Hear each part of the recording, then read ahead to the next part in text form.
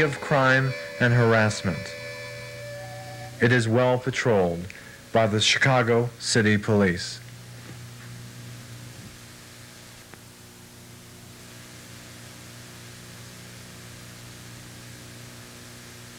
The park accommodates a large number of organized activities. A scout jamboree fills the park for a weekend of camping. Local schools use it for their sports programs. Neighborhood sports clubs, such as the Lithuanian Soccer Club, play their home games there. The Lithuanians are one of the mosaic of ethnic groups that live in the neighborhood. There are also Poles, Italians, and Irish living there, but as an ethnic group, the Lithuanians are the best organized and the largest. They have a church, a school, a hospital, and a variety of businesses. Many of them came to America as refugees after World War II. The war affected them deeply. They and their homeland were ravaged by the Russian and the German armies. Thus, peace and stability are very important to them now. They came to America in their prime. Here they reestablished their social and cultural organizations and began putting their lives back together again. A vast educational network was created to teach their children the Lithuanian language and traditions. There is no problem of finding their ethnic identity here. They never lost it. The melting pot is still in the future. Ethnic awareness is taught at an early age.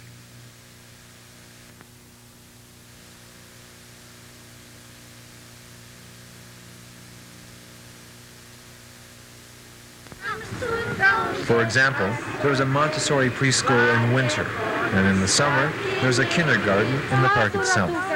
This kindergarten was organized 15 years ago by a physician, Dr. Ona Vashkas. After I noticed that there were so many children who were not good and very unhappy because they were involved in thefts. And I found 21 children were stealing. Then I decided some way to do something better for this community. And I organized this because I went to courts and I saw hundreds of children in the chains. I started to cry. It was too much for me. And really, I have to do something. And then because I don't have my children, I wanted to do a little to help the mothers, and therefore I organized, this camp. And this camp, first, mostly I helped a little with my money. It was easier to help because I honored my mother, they named this camp Ona's Camp. I gave a little what I could, and the parents gave, and this way we were supporting ourselves. And the children trying to mostly to be clean, inside and outside. Their dresses, their clothes has to be clean. They have not to lie. They have to be honest between themselves, to love each other. That's our aim. And at the same time, not to forget our great parents and our parents' language. They're talking Lithuanian. Therefore, we have this group, Lithuanian group. The community is largely residential and predominantly a white middle-income neighborhood. 1- and 2-family dwellings line the shaded streets. It looks like a small town compared to other parts of Chicago. There are no flashy shops. The young hang out on 69th Street. They call it the Strip. Most of the taverns in the neighborhood are located on 69th. But for the most part, people living there prefer the quiet life and want to keep it that way. On a large tract of land right next to the park stands the convent of the Sisters of St. Casimir. They built and run Holy Cross Hospital, which serves the entire southwest side. With the help of Lithuanians throughout the states, they built a large, modern high school as well. Maria High School attracts not only many Lithuanian girls, but also students from all over the city. My name is Sister Mary Herman, and I'm a biology teacher at Maria High School. To what order do you belong to? I am a sister of St. Casimir, Chicago, Illinois, Marquette Park. The Sisters of St. Casimir is a Lithuanian order, isn't it? Oh yes, yes. Our founders, okay, are Lithuanian. They were Lithuanian, okay. We also, the majority of our sisters are Lithuanian. We speak the Lithuanian language among ourselves, okay. Although because we do have a number of girls of different nationalities attending the school, it's very difficult for us to, establish the Lithuanian language in all departments, though. And how does the Maria High School serve the community here in Marquette Park? How does it serve? Tremendously. We have 1,300 girls, okay, coming here to school each day. Mostly from Marquette Park? No, we have them coming. We have them coming in from all areas and all parishes. In fact, I believe we have about a representation of about 71 different parishes here from Chicago. The new Lithuanian immigrants and their children have a keen awareness of their identities. They built their own Catholic churches around which social activity has traditionally revolved. In their homeland, religious, social, and cultural life has become so intertwined during the ages that even here in America, it is impossible to disentangle them. This old and revered religious procession is repeated here by the old and the young. It is not only a religious event, but also a social, cultural, and patriotic event. The first Lithuanians came to America 100 years ago seeking work in the coal mines of Pennsylvania, West Virginia, and Illinois. At the turn of the century, many started streaming to Chicago to work in the stockyards. There they lost their health and their national identity. In the same neighborhood where the old immigrants were exploited, the children of the new immigrants are now dancing. This is the Quadrennial Folk Dance Festival, a manifestation reinforcing their cultural and national identity. The dance festival involves 2,000 dancers from all over North America, Europe, and South America. 20,000 spectators come to see it. The organizational and financial backing for such an undertaking comes from the Lithuanians in Chicago as well as other cities in America. The Lithuanians in Marquette Park have a vital role to play. Although their number is not very large in absolute terms, it's large enough to organize such an important dance festival. Among Lithuanians everywhere, Marquette Park is fondly known as the Lithuanian ghetto. To them, it's where the action is, and they're usually right. The stability of this neighborhood is important to them, because it is the only place in America where there's a sufficient number of active Lithuanians living together. The stakes are not only economic, but also cultural.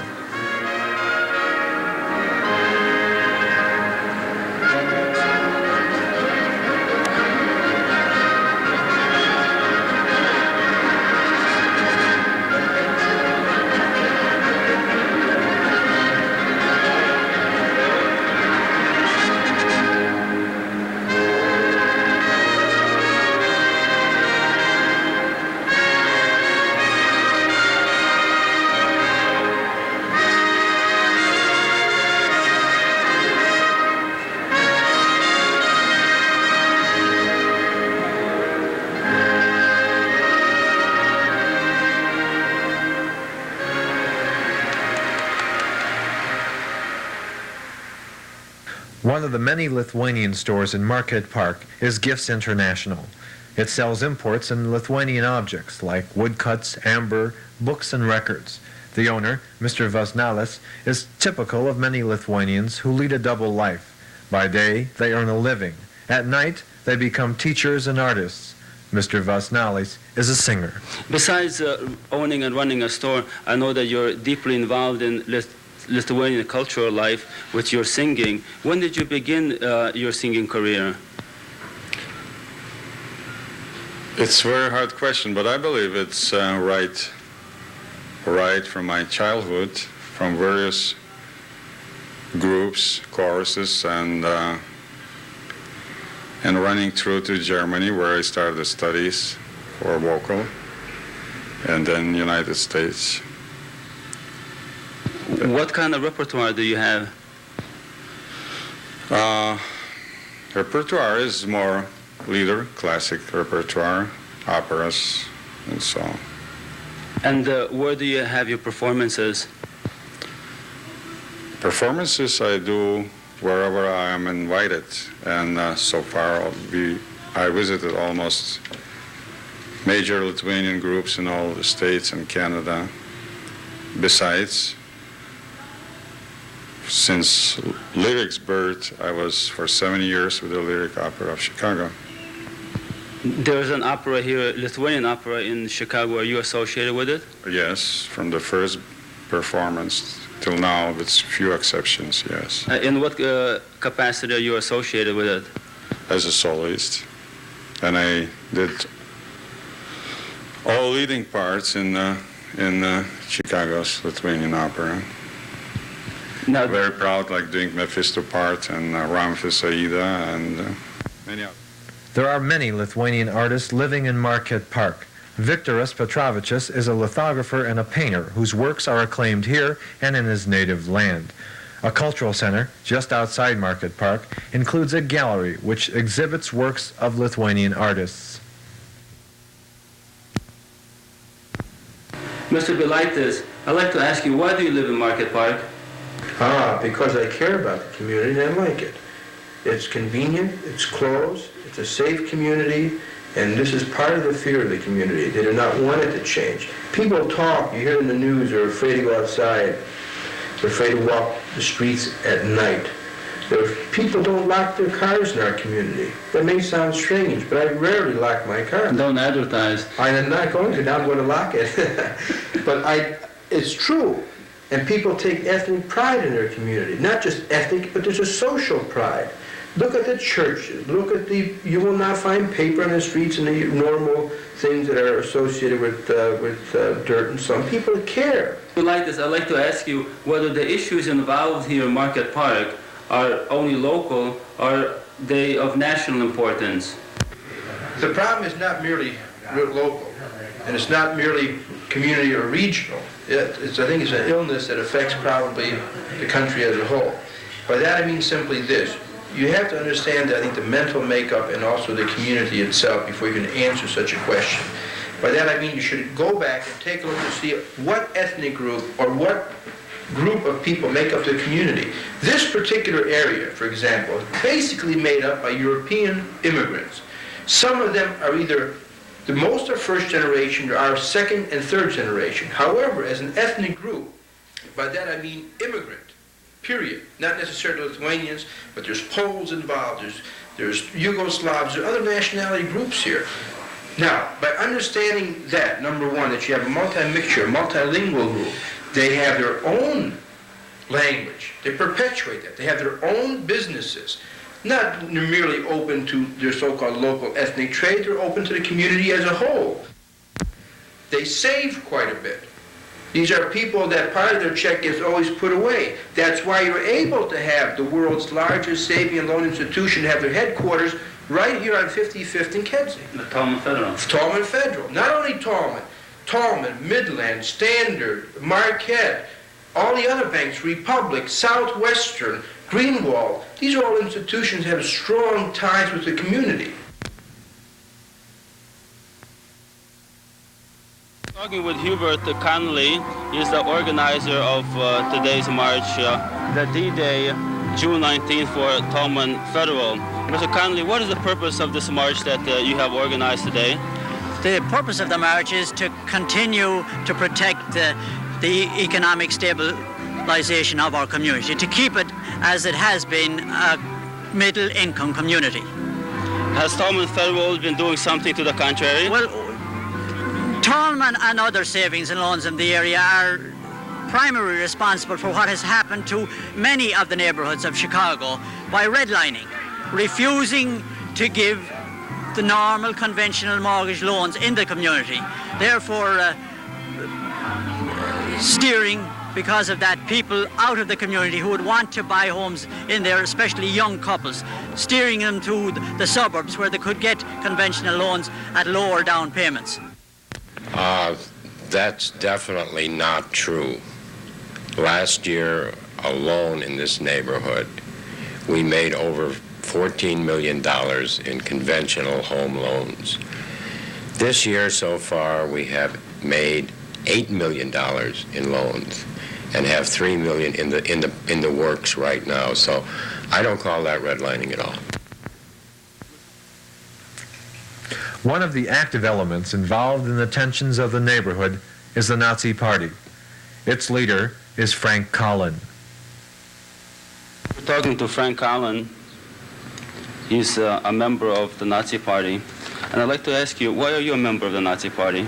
Well, I believe that National Socialism is the only cure for what we see as a declining civilization. That civilization is the exclusive product of the white race, and that so long as we as a white race maintain our domination over the civilization, we will prosper and be happy. But we are losing our domination as a white race, and National Socialism, being a racial idea, wants to put the white man back in the saddle, as it were. And by being a member of the Nazi Party, I'm trying to create a white revolution to establish an all-white America and a new order for the white man throughout the world. Now, the National Socialist Party is not an indigenous American idea. It's finds its roots in Germany. Yes, that's correct. And do you feel that this type of an idea will be accepted by the American people? Absolutely. It already is being accepted by the masses of the people here in the Marquette Park area. We've led sizable demonstrations of people in the thousands, our white power marches. The last march we had over 2,000 people at it. Our voter turnouts are larger with each election. We're now running for U.S. congressman, and I think that our election turnout will be even larger this time. So I think in time, as we get more and more freedom to act, we're not allowed to speak now or to pass out literature in areas beyond the city. I think that once we get more and more of our basic freedoms, that the response from the white masses will be even more sympathetic. Now, I'd like to pursue some of these questions. The first question which I have is about your marches. You have led a number of marches into the black community. What was the purpose of these marches? The purpose of these marches was twofold. First of all, to give our white people a sense of unity and solidarity, to be united as a white race, regardless of economic background or nationality, to stand as one white race, and also to show the blacks that they are not welcome in this community, that this community is going to stand strong and going to be preserved white. Now, we have been talking to various people in the Marquette Park neighborhood. We've been talking to the whites and with the blacks. And now the blacks have told us that your marches into their community has been highly provocative. Yes, they have, absolutely. We believe that there is going to be a race war in this country. As a matter of fact, it's already begun. And that if there has to be a war, that it's best if the white race faces that decision now rather than in the future when we be too weak to face it. Now, in your flyer here, in which you are candidate to U.S. Congress, you have statements here for and against. And one of the statements that you're for is that you're for the U.S. Constitution and Bill of Rights. At the same time, you're for total separation of races. But it is known that, for example, the Supreme Court in cases, for example, the Brown case, has ruled that separation of races is against the Constitution. Laws are meant to be changed. The people who are making laws, the people who are now in power, do not represent the interests of our Constitution or our white masses.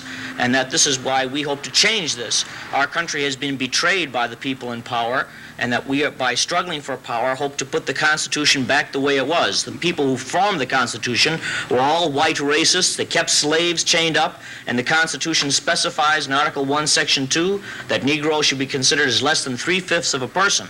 So our Constitution has been twisted out of shape from what it originally was to promote race mixing and integration, which we oppose. Are you saying that American founding fathers have been racist? Yes, sir, absolutely. They built a white republic which was of, by, and for the white masses. The Indians were looked upon as savages.